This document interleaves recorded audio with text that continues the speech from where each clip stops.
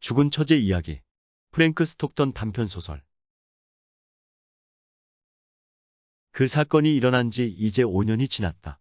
그 사건은 내 인생을 정말 다채롭게 색칠했다. 아니, 원래 색상 몇몇은 바꿔놓았다. 그런 점에서 그 이야기를 여기에 적는 것이 가치 있으리라고 생각한다. 특히 나와 유사한 상황에 처한 사람에게는 도움이 되는 교훈이 숨어 있을 수 있다. 아주 젊은 시절부터 나는 문학을 직업으로 삼았다. 그리고 그를 위해서 필요한 공부와 작업을 하면서 나는 스스로가 나름대로 괜찮은 작가가 될 수 있는 잠재력을 가졌다는 결론을 얻었다. 물론 끊임없는 성실한 작업과 노력을 수년 동안 퍼붓는다는 전제하에서 말이다. 심각하거나 우습거나 실용적이거나 상상력이 풍부한 나의 글들은 다양한 잡지사의 편집자들에게서 좋은 평가를 받았고, 나는 상당한 편안함과 확신을 가지고 글을 써도 될 만한 잡지들을 확보했다. 내가 쓴 글들은 독자 일반 중에서 열광적인 팬을 만들어내지는 않았다. 그리고 엄청난 명성이나 거대한 금전적 기운을 가져다 주지도 않았다. 하지만 모든 글이 거절된 적 없이 잡지에 실렸고, 그 당시 나 자신의 표현대로 월급처럼 정기적이고 의지할 만한 수준의 벌이가 가능했다. 내가 쾌적한 생활을 할 수 있을 정도의 돈이 그를 통해서 얻어졌다. 내가 결혼을 한 것이 그 즈음이었다. 나는 1년 이상 약혼 상태를 유지했지만 내 금전적 지위가 아주 확고해져서 양심의 거리낌 없이 내 할 일을 계속하는 상황이 되지 않는 한 아내를 부양할 생각이 없었다. 그리고 그런 점에 있어서 문제가 없다는 것이 거의 확실해진 시기가 왔고, 나 자신과 아내 모두가 그렇게 생각했다. 나는 굉장한 꾸준함과 규칙성을 가지고 글을 썼다. 나는 내 펜에서 나온 글들이 어디에 게재될지 정확하게 알고 있었고, 그 글들을 통해서 얼마나 벌 수 있을지 그 총액을 계산할 수 있었다. 우리는 전혀 부자가 아니었다. 하지만 우리는 충분한 돈을 벌었고 완벽하게 만족하면서 자족하는 삶을 살았다. 이 글을 읽는 사람들 중 결혼한 사람들이라면 결혼 생활의 첫 몇 주일 동안에 특별한 즐거움에 대해서 기억하는 것이 어렵지 않을 것이다. 세상 모든 꽃들이 그 어느 때보다 가장 환하게 피어나고, 태양은 가장 찬란하고, 하늘의 구름은 가장 부드럽고, 모든 과일이 가장 달콤하고, 공기는 가장 상쾌하고, 시간은 가장 좋은 향을 풍긴다. 결혼의 지극한 행복이 주는 따뜻함과 광채가 사람의 머리를 맑게 만들기에 영혼은 가장 높이 고양되고, 그 어느 시기에도 불가능한 광대한 시야를 가질 수 있다. 내 경험이 그러했다. 평범한 진홍색 싸구려 와인이던 내 마음이 거품이 톡톡 튀는 샴페인으로 변했고, 그렇게 마음이 가장 흥분된 상태에서 나는 이야기를 썼다. 그 당시 내 마음에 떠오른 행복한 생각은 어떤 인물에 대한 이야기였다. 너무나도 흥미로운 이야기였기 때문에 나는 커다란 열정과 기쁨을 가지고 집필을 시작했고, 상당히 짧은 시간 안에 마무리 지었다. 그 이야기의 제목은 죽은 처제의 이야기였다. 그리고 나의 히파티아에게 그 글을 읽어줬고, 그녀는 기뻐했다. 그리고 내 이야기를 듣는 도중 그녀의 감당할 수 없는 감성이 나에게 강한 감정과 열정을 불러왔고, 그로 인해서 내 눈동자가 흐려지면서 나 자신이 쓴 글을 읽는 것이 힘들어지기도 했다. 내가 읽는 것을 끝내자 내 아내가 눈물을 닦으며 내게 고개를 돌려서 말했다. 이 이야기가 우리에게 큰 돈과 행운을 가져올 거예요.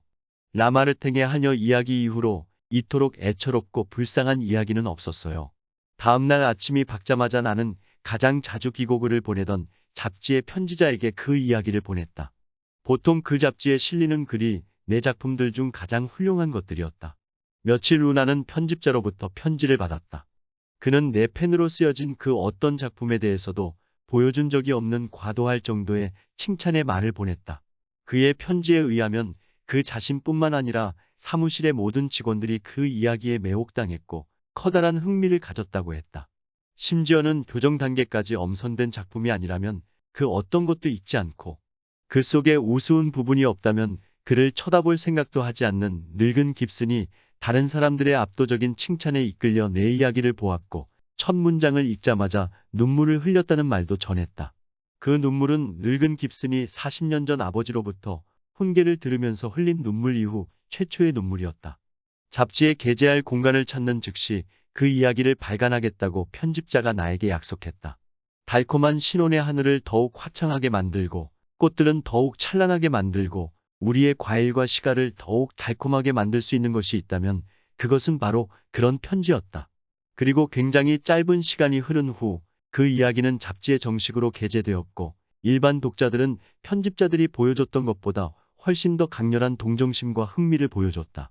그 작품이 발표되고 얼마 지나지 않아 내 친구들은 열광적인 의견을 표하기 위해서 우리 집을 방문하기 시작했다. 명망 높은 신문들이 그 작품을 칭찬했다. 그 작품은 큰 성공을 거둔 문학 작품이 되었다. 나는 자신의 작품들에 대해서 허영심을 가져본 적이 없었다. 아내의 의견에 의하면 오히려 나는 작품들을 과소평가하는 경향이 강했다. 하지만 죽은 처제 이야기에 대해서 나는 높은 자부심과 만족감을 느꼈다. 아내가 예견했던 것처럼 그 작품이 금전적인 행운을 나에게 가져오지 않았다고 하더라도 그 작품은 저자로서의 내 명성을 높이는데 큰 기여를 했다. 그 이야기를 마무리하고 한 달이 흐른 즈음 예상하지 못했던 특이한 일이 일어났다. 죽은 처제의 이야기를 최초로 게재한 잡지의 편집자가 그 작품 이후 투고한 원고를 나에게 되돌려 보낸 것이다. 굉장히 훌륭한 이야기입니다. 동봉된 편지가 편집자가 썼다. 하지만 지금 이 원고는 당신이 죽은 처제의 이야기를 통해서 보여준 작품 세계와는 전혀 다른 종류의 것입니다. 당신은 커다란 성공을 거뒀습니다. 그러나 죽은 처제의 이야기보다 열등한 작품을 발표함으로써 당신의 명성에 해가 되는 일이 벌어질 수도 있습니다. 죽은 처제의 이야기처럼 그 자체로서 성공할 가치가 있는 작품은 아닌 듯 합니다. 내 손으로 작품 원고가 되돌아오는 상황에 익숙하지 않았기 때문에 편집자의 편지를 읽는 순간 내 얼굴이 조금은 창백해졌을 것이다. 물론 나는 그 일과 관련해서 아내에게 아무 말도 하지 않았다. 왜냐하면 우리의 즐거운 신혼이라는 부드럽게 움직이도록 기름칠된 기계의 몰에 가루를 뿌리는 집만큼 어리석은 일은 없을 것이기 때문이었다. 하지만 나는 즉시 그 원고를 다른 편집자에게 보냈다. 그리고 일주일 정도가 지나 누원고가 반환되었을 때 나는 충격을 표현할 수도 없었다. 반환된 원고에 동봉된 편집자의 편지에는 그의 마음이 상했다는 느낌을 주는 문구가 적혀 있었다. 아주 죄송합니다. 그가 말했다. 당신의 원고를 거절하는 것은 내게 아주 꺼려지는 일입니다. 하지만 당신이 죽은 처제의 이야기 수준의 원고를 다시 보낸다면 정성을 다해 기꺼운 마음으로 그 원고를 받아들일 것입니다. 나는 이 일을 아내에게 말해야겠다고 생각했다. 그녀는 굉장히 놀랐지만 나만큼이나 충격을 받은 것은 아닌 듯 했다. 우리 그 이야기를 다시 같이 읽어봐요. 그녀가 말했다. 그리고 뭐가 문제인지 한번 보자고요. 우리가 진지한 읽기를 마친 후 히파티아가 말했다.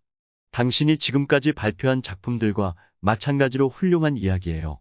내 생각에 아주 흥미롭고요. 하지만 죽은 처제의 이야기와 같은 수준은 아니에요. 당연히 아니죠. 내가 말했다. 그런 종류의 영감은 내가 매일 가질 수 있는 것이 아니라고요? 하지만 이 마지막 작품에는 뭔가 치명적인 문제가 있는 것 같아요.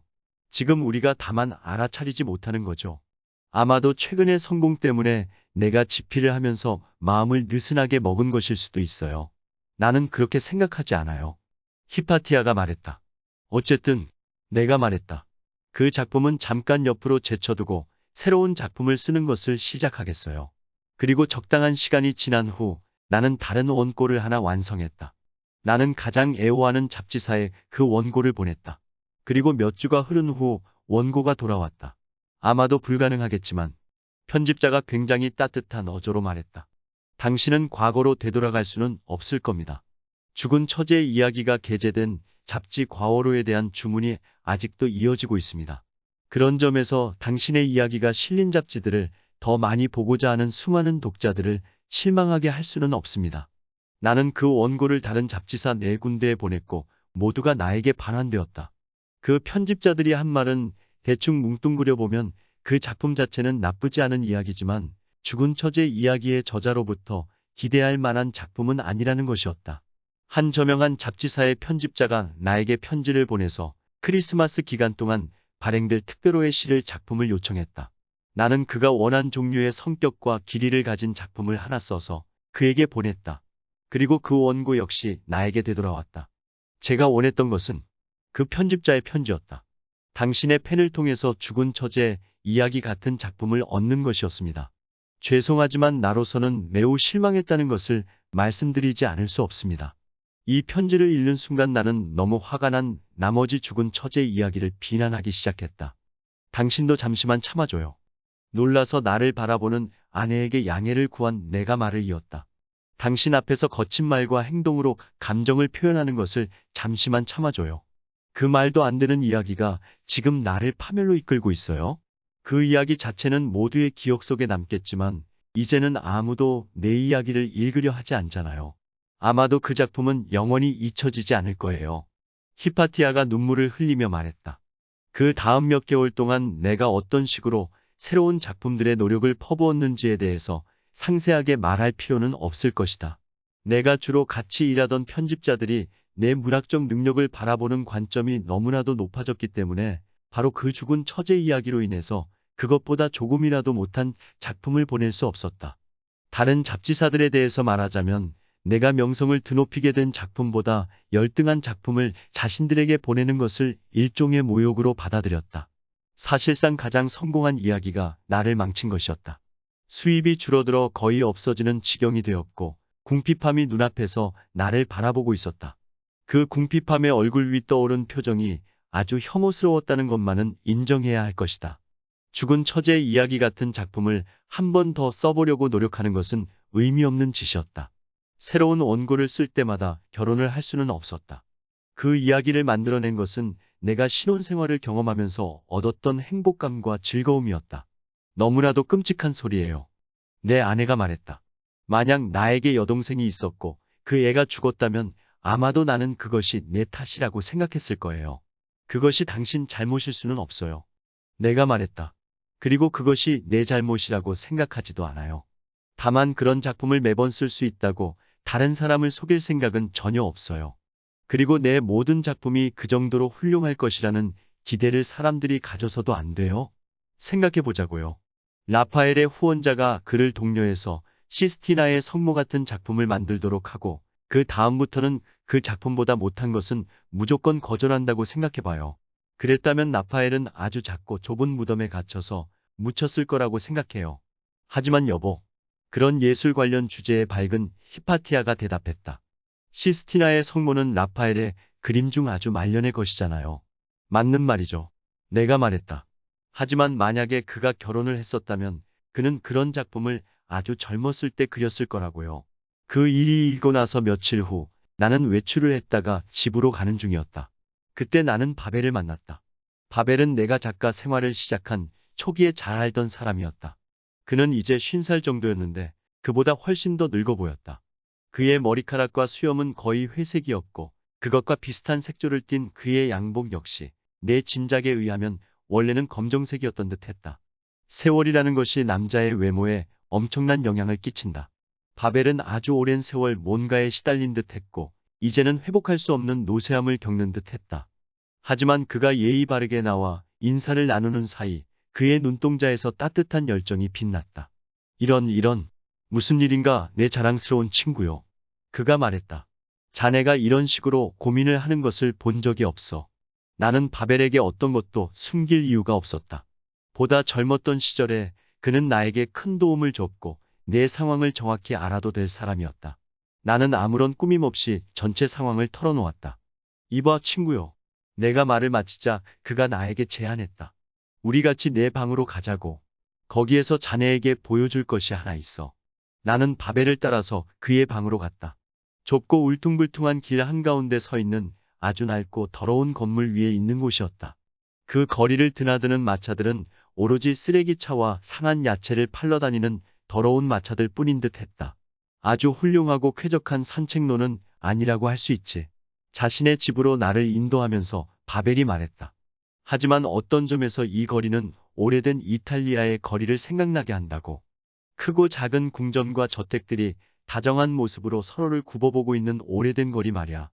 내 관점에서 바벨의 방은 거리보다 더 더러운 것 같았다. 먼지가 쌓여있는 어두운 방 안에 구석마다 거미줄이 쳐 있었다. 바닥에는 의자가 몇 개 있었고 기름기가 낀 책상에는 책들이 올려 있었는데 생선 비늘 같은 것이 붙어 있었다. 책표지나 책등이 찢겨진 책도 많았다. 구석에는 작은 침대 틀이 있었고 그 위에는 뉴욕 헤럴드지가 쌓여 있었는데 잡지 가장자리가 너덜거렸다. 저것보다 나은 것은 없지. 내 시선의 방향이 그 신기한 침대 이불에 쏠린 것을 발견한 바벨이 중얼거렸다. 침대 이불로 신문보다 나은 것은 없어. 담요처럼 체온을 유지해주지만 훨씬 가볍거든. 예전에는 트리뷴지를 사용했었는데 너무 부스럭거리는 소리가 나더라고. 그 방 안에서 유일하게 빛이 잘 드는 부분은 단 하나 있는 창문 근처였다. 거기에는 가는 다리가 달린 탁자가 있었고 그 위에 회전식 숫돌이 있었다. 방 저쪽 끝에는 바벨이 말했다. 내 조리용 난로가 하나 있어. 난로 바로 옆에 있는 기름병에 불을 붙이지 않으면 그것을 잘 볼 수는 없어. 자네가 유난히 그것을 살펴보고 싶은 것이 아니라면 불을 붙여서 기름을 낭비하고 싶지 않군. 자네가 용기를 내서 성냥에 불을 붙이면 바닥에 쌓여있는 많은 잡동사니를 볼 수 있을 거야. 물론 그 중에는 꽤 귀한 골동품 같은 것들도 있어. 하지만 그렇게 하지 말라고 조언하고 싶군. 그런 잡동사니들을 들고 아래층으로 내려가서 버리는 것보다 그냥 창문 밖으로 던져버리는 방법이 쉽거든. 지금 이 순간 자네에게 관심을 가져보라고 촉구하고 싶은 것은 바로 이거야. 그리고 그가 나를 이끌고 움직여서 창문 근처 벽에 걸린 작은 나무 액자 앞으로 갔다. 먼지가 쌓인 유리 뒤쪽으로 작은 잡지 또는 소책자에서 찢겨진 페이지 하나가 들어있었다. 저기를 보라고. 그가 말했다. 한 5년쯤 전에 런던에서 가장 유명했던 대중 잡지 그래스호퍼라고 하나? 그 잡지의 한 페이지야. 나는 그 잡지에 주기적으로 글을 썼어. 자네도 아마 기억할 거야. 아, 그렇죠. 내가 외쳤다. 아, 눈오는 소리네. 그 잡지에 실린 글이었죠. 그 글 속에 놀라운 허영심을 엄청 비웃었었죠. 그리고 아주 많은 친구들에게 그 글을 읽어보라고 권했었고요. 바벨이 아무 말 없이 나를 바라보더니 그 액자를 가리켰다. 저기 액자 속 페이지는 그가 엄숙하게 말을 이었다. 자네가 말한 모루의 수수께끼가 실린 페이지야. 내가 다른 글을 쓸 때마다 볼 수 있도록 저기에 걸어놓은 거야. 그 수수께끼가 나를 파멸로 이끌었어.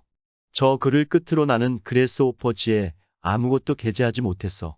어떻게 저런 훌륭한 글을 생각해냈냐고 묻는다면 나는 대답을 할 수가 없어. 그런 일은 평생 한 번 정도 사람들에게 일어나. 사람들이 그 수수께끼를 보면서 칭찬과 기쁨의 환호성을 지른 이후로 그 뒤에 이어진 내 모든 노력은 비웃음과 야유의 대상이 되었어. 그래스호퍼는 뒷다리로 나를 차버렸어. 그리고 나는 변변치 않은 작가에서 최악의 작가가 되었어. 결국 이런 상태가 될 때까지 내 작가로서의 명성과 평판은 계속해서 허물어지기만 했어. 지금은 바늘을 가는 것으로 먹고 살고 있지.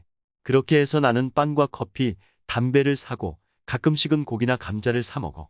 어느 날 내가 바늘을 갈고 있는데 창밖거리에서 떠돌이 아코디언 연주가가 노래를 하는 소리가 들렸어.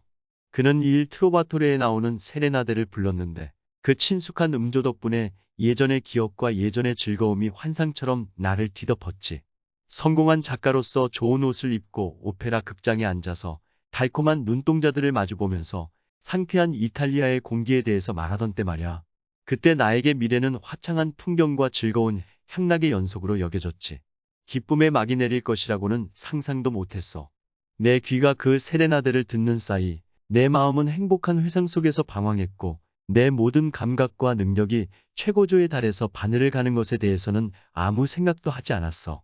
그런데 그때 다듬은 바늘이 너무나도 날카로워서 가죽 장화를 뚫고 귀한 낡은 레이스에 흠집 하나 내지 않고 끼워질 정도였어. 오르간과 노랫소리가 멈추자 나는 다시 거미줄과 곰팡이로 둘러싸인 현실로 돌아왔어. 나는 방금 전 내가 간 바늘을 바라보다가 단 한순간도 망설이지 않고 그것을 거리 아래로 던져버렸어. 그리고 바늘을 맡긴 공장에는 잘못 갈아서 버렸다고 말했지. 그로 인해서 작은 돈을 손해봤지만 나는 삶의 큰 부분을 구할 수 있었던 것이지. 몇 분 동안 아무 말 없이 가만히 있던 바벨이 다시 말을 시작했다. 이제 더 이상 나는 자네에게 해줄 말이 없다네, 젊은 친구요. 자네가 해야 할 일은 저기 액자 안에 수수께끼를 보고 책상 위 숫돌을 보고 집으로 가서 다시 생각하는 것이야. 나로서는 해가 지기 전에 갈아야 할 바늘이 엄청나게 많아. 내 모든 절망이 그때 본 것들과 들은 것들로 인해서 완벽하게 사라졌다고 말할 수는 없다. 그전 몇 년 동안 나는 바벨을 보지 못했었다. 그저 내가 마지막으로 그를 본 곳에서 태양의 찬란한 광채 아래에서 떠돌아다니고 있을 것이라고 생각했을 뿐이었다.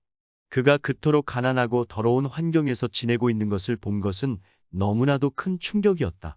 그토록 유명했던 모루의 수수께끼의 저자가 바늘을 가는 절망적이고 불쌍한 처지가 된 것을 보리라고는 상상한 적도 없었다.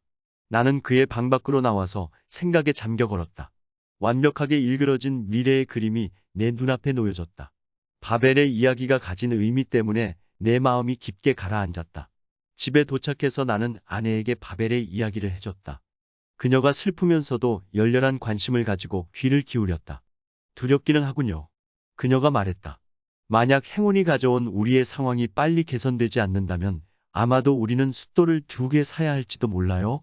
그래도 당신도 알겠지만 나도 그런 종류의 일은 잘할 수 있어요. 아주 오랜 시간 동안 우리는 같이 앉아서 이야기를 나누면서 미래를 위한 여러 가지 계획을 생각했다. 당장 반을 가는 숫돌을 사고 반을 공장과 계약을 알아볼 필요는 없다고 생각했다. 하지만 나는 돈을 벌 방법을 찾아야만 했고 그렇지 않으면 우리는 굶어 죽을 수도 있었다. 물론 자연스레 제일 첫 번째로 제시된 가능성은 다른 사업이나 직업을 찾는 것이었다. 하지만 내가 훈련을 받지도 않은 영역에서 보수가 괜찮은 일자리를 바로 찾은 것에 어려움은 차치하고 그동안 나 스스로 노력을 기울여서 준비하고 평생의 직업으로서 수많은 훈련을 퍼부은 일자리를 포기하는 것이 꺼려졌다. 영원히 펜을 내려놓고 잉크병을 닫은 다음 고요한 호수의 표면 위에 떠오른 행복하고 즐거운 상상을 적어내리는 것을 포기하는 것은 나에게 매우 어려운 일이었다. 아내와 나는 그날 오후 내내 그리고 밤새도록 이야기를 나눴다. 하지만 우리에게 최선이 무엇인가에 있어서 아무런 결론도 얻지 못했다. 다음날 아침 나는 외출을 해서 좀 더 행복했던 시기에 가장 자주 같이 일했던 편집자를 찾아가기로 결심했다. 죽은 처제 이야기라는 마른병이 내 삶을 휩쓸기 전 그 잡지는 내가 가장 선호하는 잡지였다.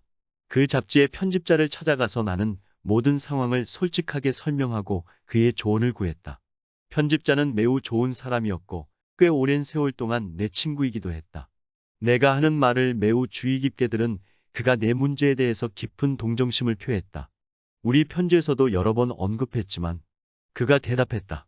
우리가 자네의 원고를 받아들이지 않은 유일한 이유는 자네에 관해서 대중이 가지게 된 아주 큰 기대를 충족하지 못해서 실망시킬 것이라고 판단했기 때문이지.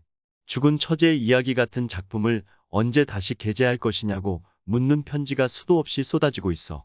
그리고 여전히 우리 판단에 의하면 예전에도 그랬고 지금도 그렇지만 자네 스스로 올려놓은 훌륭한 기준을 자네가 망치도록 놔둘 수는 없어. 그가 다정한 미소를 지었다. 하지만 그 명성과 인기가 자네에게 잘 어울리는 것인지는 잘 모르겠군. 자네에게 전혀 도움이 되지 않는다는 것은 명백한 것 같아. 그 찬란한 광채가 말하자면 자네에게 후광을 만들어내고 있기는 하지만 당장 자네는 굶어 죽어가고 있으니까. 그 광채가 너무 찬란해서. 내가 그의 말에 덧붙였다. 나를 불사르고 말려 죽이고 있어. 혹시 이렇게 하면 어떨까? 편집자가 잠시 생각에 잠겼다. 자네가 최근에 쓴 작품들 몇 개를 다른 이름으로 출간하도록 허락해 줄 수 있을까? 그렇게 하면 우리나 독자들도 만족을 하고 자네 주머니에 돈을 조금 넣어줄 수 있고 자네가 죽은 처제 이야기로 쌓은 명성을 무너뜨리지도 않을 수 있을 거야. 너무나도 기분이 좋아진 나는 이 똑똑한 친구의 손을 잡고 그가 제안한 것을 그 자리에서 승낙했다. 당연하지. 내가 말했다. 명성은 매우 좋은 것이야. 하지만 그 어떤 명성도 음식과 옷, 살집을 대신할 수는 없지. 과도하게 빛을 받고 있는 내 이름을 망각의 강에 빠뜨리고 전혀 알려지지 않은 새로운 이름으로 독자들 앞에 서는 것에 전적으로 동의하겠어. 내 생각에는 그런 임시 조치가 오래갈 필요는 없을 거야. 그가 말했다. 빠른 시일 내에 자네가 죽은 처제 이야기만큼 훌륭한 이야기를 다시 쓸 거라고 확신하거든. 집으로 돌아간 나는 그 당시에 가지고 있던 모든 원고를 내 친구인 편집자에게 보냈고 적절한 시간과 과정을 거쳐서 그것들은 그가 편집하던 잡지를 통해서 출간되었다. 그 저자의 이름은 존 다름스타드였다. 나는 원래의 이름을 영원히 지우기 위한 새로운 이름으로 그것을 골랐다. 나는 다른 편집자들과도 비슷한 계약을 조율했고 존 다름스타드는 내 펜에서 나온 모든 것들에 대한 권리를 가지게 되었다. 이제 우리 가족의 상황은 매우 평안해졌고 가끔씩 우리는 사치스러운 환상을 향유하는 기회를 가질 수 있다. 시간이 즐겁게 흘러갔다. 1년이 그리고 2년이 지났고 어린 아들이 우리에게 내려왔다. 나로서는 부부 생활의 초기 또는 첫째 아이가 태어나 누몇 주일 중 어느 시기가 인간에게 가장 행복하고 즐거운 시간인지 결정하는 것은 아주 사려 깊은 사람도 확답할 수 없다고 생각한다.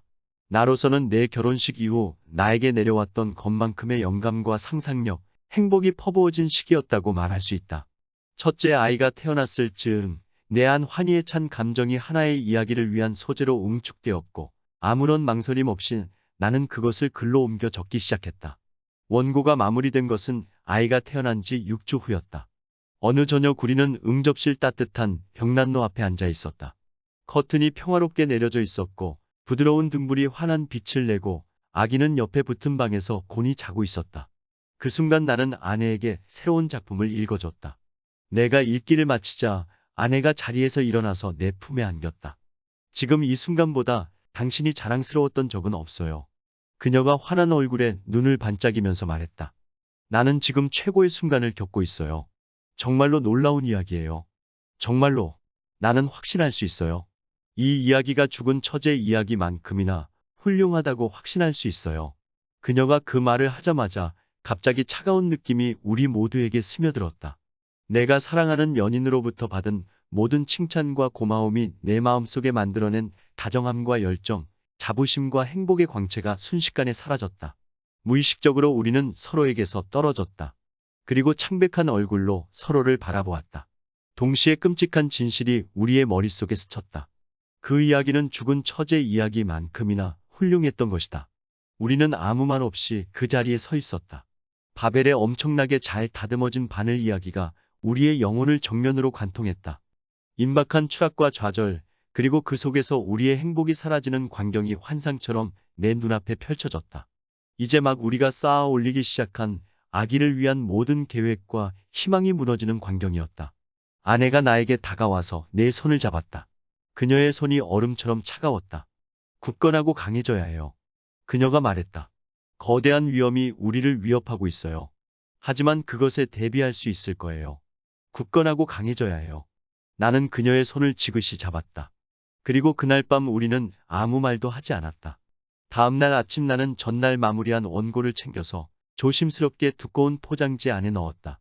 그리고 밖으로 나가서 근처 잡화점에서 작고 단단한 양철 깡통을 샀다.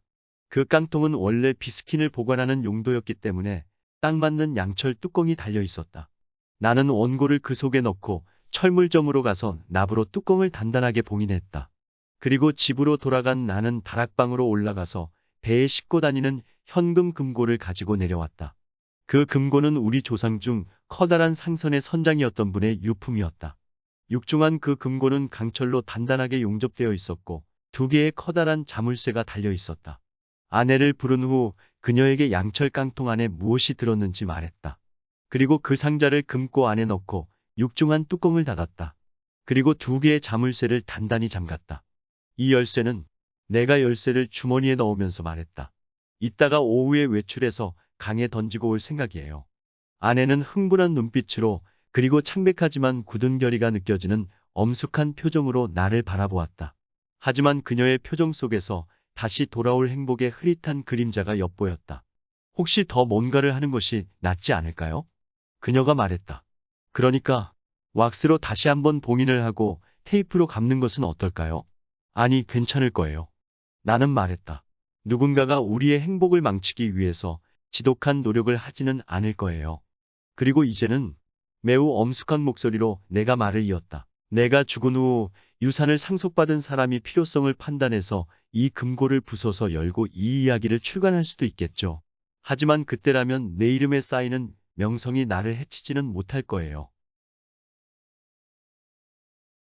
죽은 처제 이야기. 프랭크 스톡턴 지음. 위즈덤 커넥트 편엠.